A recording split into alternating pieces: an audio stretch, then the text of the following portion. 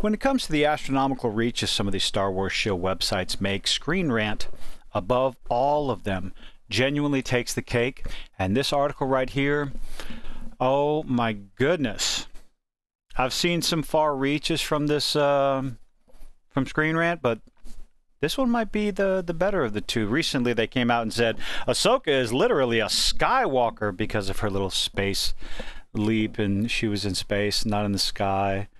My goodness, how desperate are you for clicks when you do articles like this? Disney Star Wars can now do lightsaber duels George Lucas could only dream of. When I first saw the title of this article, my eyes rolled so far in the back of my head, it looked like a slot machine. But this, wait till you see why. It is interesting technology what they're using, but I'm not sure how practical it is, especially if with the desired results, considering how much post-production CGI goes on with Disney Star Wars. This is just yet another one, but hey, let's go ahead and continue with the article. Star Wars can now have a lightsaber duels George Lucas once dreamed of. And George Lucas can only dream of. Okay, and let's see. The first sentence. Lightsaber duels, a beloved staple of Star Wars. Well, yeah. If they're done right, and if they have meaning and consequences, and not astronomical amounts of plot armor. But, you know, what do I know? Thanks to the innovation on the set of Ahsoka, because it's just fantastic. It's the best show ever. Because, look, Hayden Christensen's back in a meaningless flashback scene that served no purpose, didn't push the story along. You can sit there and say, oh, well, it helped Ahsoka train. Okay, explain that to me. How? How is she if she's in the world between worlds, how is she there? If this is all in her head, how is she still alive from being underwater for hours on end? And if this is indeed all in her head, and she's going through some sort of inner turmoil, where were the hints in the previous 4 episodes? There were none. To answer that question, there were none. But, they can be exactly what George Lucas always wanted. I'm sorry, I think George Lucas did a pretty damn good job with the original trilogy. Did an even better job, especially with the choreography in the prequel trilogy. Ahsoka, not so much. Disney era of Star Wars has seen the impact of technology on the appearance of lightsabers in projects such as the sequel Star Wars trilogy and the live-action shows, allowing actors the chance to see the glow of the blades as compared to the sticks used in the original and prequel trilogy. Why? Okay, so the article says, this only helps the actors to immerse themselves more in the scene. Really? Do you absolutely need to see the glow of the lightsabers? That seems to me it would be a bit more distracting, if nothing else. If you're holding a stick that's glowing right in your face, it's going to affect your eyes. It's going to affect your reaction times. It's going to affect the choreography of the fight. So if nothing else, especially since you're swinging around, you want to hit the right spots and not the other actor's face, groin, hip, arm, whatever, that the less distractions you have, the better. That way you can land the choreography whenever it's necessary. Get your timing down. And avoid too much telegraphing, unlike the Ahsoka series. So, wanting that on set to look flashy and cool and neat, to me, again, doesn't make sense whatsoever. The visuals are for the audience in the end. They're for the audience in the end, and that matters more to me. Well, whatever. One of the few downsides of this technology has been the complexity that has made filming lightsaber duels more difficult. Apparently, the batteries for these original design lightsabers were rather heavy and bulky. And at first I thought the article was making excuses to why the choreography and the timing and the the telegraphing in Ahsoka, at least the first 4 episodes. I'll get to that.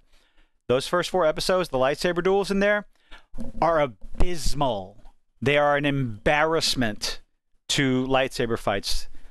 Massive overly telegraphed blocking, swinging at nothing. It came across to me as Rosario Dawson didn't care, didn't put in the practice that Hayden Christensen and Ewan McGregor did in their duels, in their movies, in their scenes. I have a habit of saying things 3 times in 3 different ways, so sorry about that. But it's a little bit more than that. The new design for it is actually, they managed to put the batteries in the hilt of the lightsaber. And what does that do? So Disney has improved its lightsaber designs for the Ahsoka Disney Plus TV show. So instead of having the overweight lightsabers with wires running up the sleeves and all that other stuff, the batteries are in the lightsabers, which just should make it easier, right? Article says it was revealed by prop master Josh Roth at Destination D23 that the lightsabers for Ahsoka were redesigned to fit the batteries directly inside the hilt. That's a good design. It's a neat design, honestly. But again, it goes back to the idea that the shine of the lightsaber would be more of a distraction. It would be more of a negative than a positive when you're filming on set, when you're going through the motions of not getting smashed in the face with your opponent's lightsaber. Make fight choreography even better. This right here. Let's go back to this top page before I get on to that. So the battery being in the hilt says it makes it much easier for performers like Dawson to duel swiftly. Not in Ahsoka. Duels. I can't even read it with a straight face. Duel swiftly while also maintaining the smooth. Oh. Am I watching the same show as everyone else?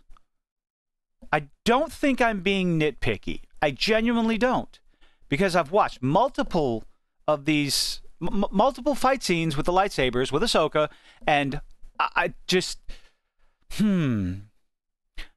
What made it 10 times worse is Hayden Christensen as Anakin in Episode 5. That man, it doesn't seem like he lost a single step from Episode 3. Absolutely fantastic, smooth movements, not backing down, but going up against Ahsoka, putting him in the show and watching the fight scenes between him and Ahsoka. His performance was fantastic. Absolutely fantastic. Rosario Dawson was still slow. Just slow. Overly telegraphed, blocking long before she should have. And I'm sure you want to... the headcanon that everybody would want to put out to defend the atrocious choreography is, well, she's a Jedi. She can sense them coming towards her. Okay. Anakin is a Jedi and can sense where she's going to block. Those 2 abilities would naturally cancel each other out. So the argument that Ahsoka knows where Anakin's going to be swinging his lightsaber is moot. It's null and void. It doesn't make any sense because you're talking about 2 Force users who have the same abilities. Anakin much more powerful, despite what they showed in the... Despite what was on display at the end of their fight, disarming Anakin Skywalker even without a lightsaber?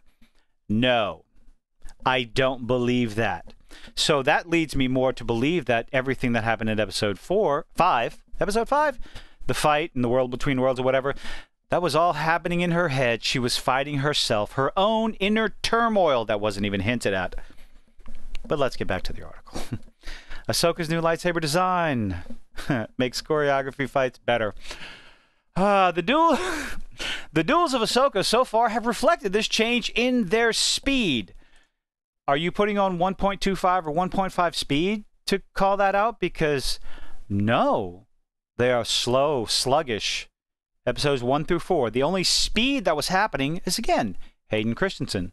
Now, mind you, with Baylan Skoll, I did enjoy that fight, but his swings were more about power, strength, brute force, pushing Ahsoka back over and over. They were not about speed.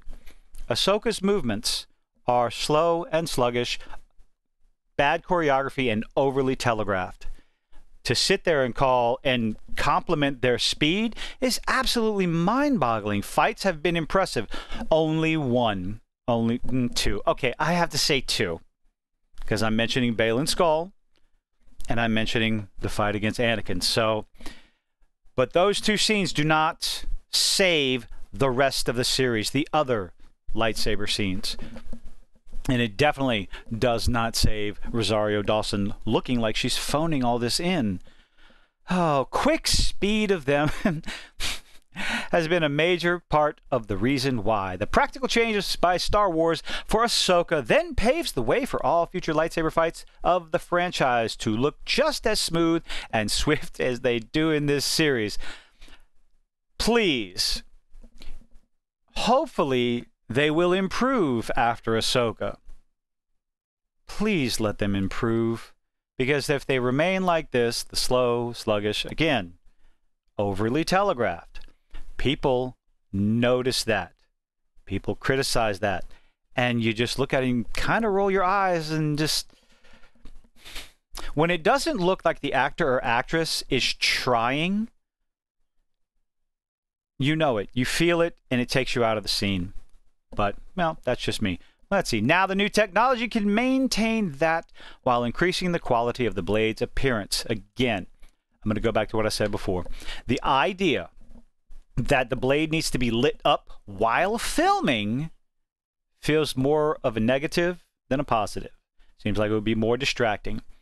And at the same time, to call the choreography in the first 4 episodes, outside of, well, we'll go with all 5 episodes. The lightsaber fights, not involving Baylan Skoll and Anakin Skywalker, were garbage. But, hey, what do you think?